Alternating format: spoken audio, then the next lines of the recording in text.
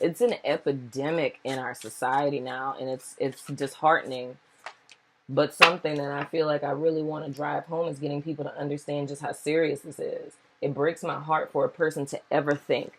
And mind you, we need to know the difference between narcissistic personality disorder and what we just call like, oh my gosh, they're a narcissist. Well, first of all, every single last one of us has narcissistic traits, especially those of us who live in America. It's the culture, you know? But when we're talking about someone with narcissistic personality disorder, another great book on this written by a narcissist is Malignant Self-Love. There is no cure for narcissistic personality disorder because it's a personality disorder. To ever think that a person with a personality disorder such as narcissism or psychopathy, you know, would change is delusional, because they don't. I don't care how much you love them. That's not going to help. So to ever wait for a person to know you are dealing with a person that has narcissistic personality disorder diagnosed by a licensed professional, by the way, not by online quizzes and things of the sort, but a person who's actually diagnosed, that's a death sentence.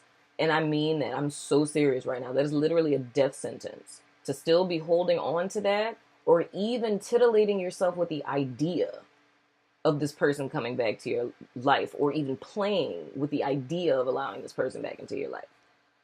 People might not like to hear that, but guess what? Rocky indigo soul, that means I'm chosen. Being golden, open your dome and feel my energy. Especially if you're coming out of a toxic relationship, you don't go into another relationship. Because let me tell you something about toxic relationships, and this is me putting my therapist hat back on.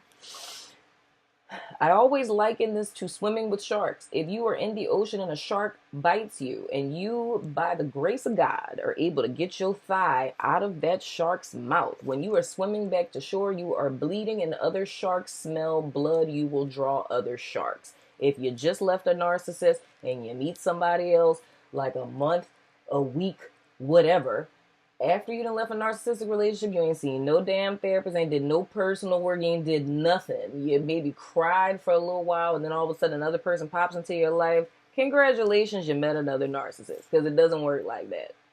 All of the emotional damage that is created within a person, it unhinges the self.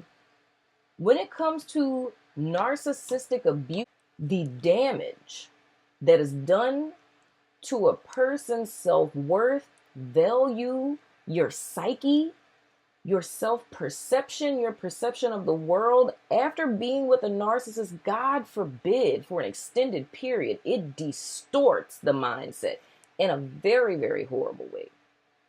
Very, very horrible way. It's not something you could just bounce back from. You know what I'm saying? Because what narcissists do is so insidious. Their sole intention is to make you not trust yourself. If I can't trust myself, what else do I have? That's the reason why narcissism just makes me so angry on a level that I don't even think people could even begin to fathom. Because if there's the only thing on this planet that is sacred, it is a human being's inner world. When a person starts tampering with that, that is a violation and a disrespect on a whole nother level, because that is the only thing that's sacred to a person. You know what I'm saying? So with manipulation tactics, emotional abuse tactics, their entire point is to unhinge you. So it's almost as if this person becomes the god of your life. They think for you. You know? Even when you're not with them, they will know how you respond because they know you better than you know yourself, right?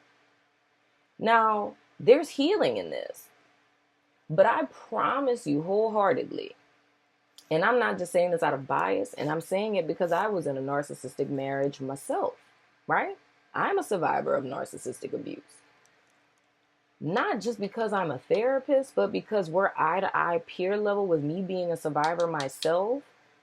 I could not have healed from that without seeking professional help, because there is no ground, because your ground has been stolen from you. by a person who intricately tore it down piece by piece, right?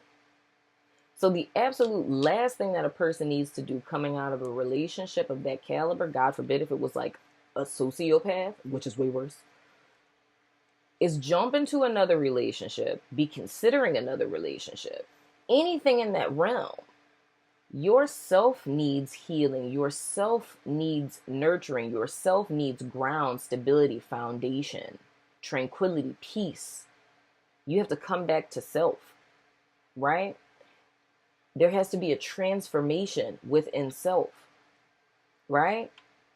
So it's no longer keeping oneself stuck, holding oneself prisoner by pains of the past. Make the decision to choose yourself. Receive love of self, right? Make yourself a priority right now. Let all of that go.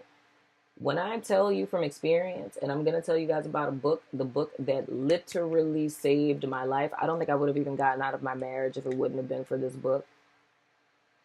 But the book is called Wolf. And the subtitle of it is The Self-Absorbed Christian Marriage, right? Please do not be deterred by the fact that the word Christian is in there. It's written by a fellow marriage and family therapist. But that book is, oh my word, like I use it in my practice to this day. Literally wrote the woman an email. Like, hey, nice to meet you. You saved my life. Just wanted to say thank you. Right?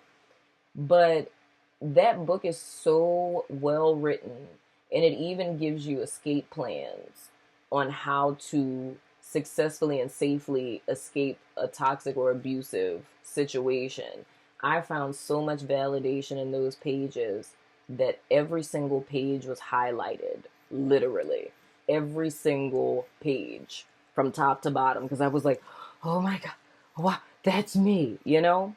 So whatever the case may be, it's time to choose self and focus on self, right? Only pour into things that equally pour into you. Release those burdens. You don't have to be anything for a person to love you other than yourself. And if a person doesn't accept you as you are, energy, about to get in and fuck up the industry.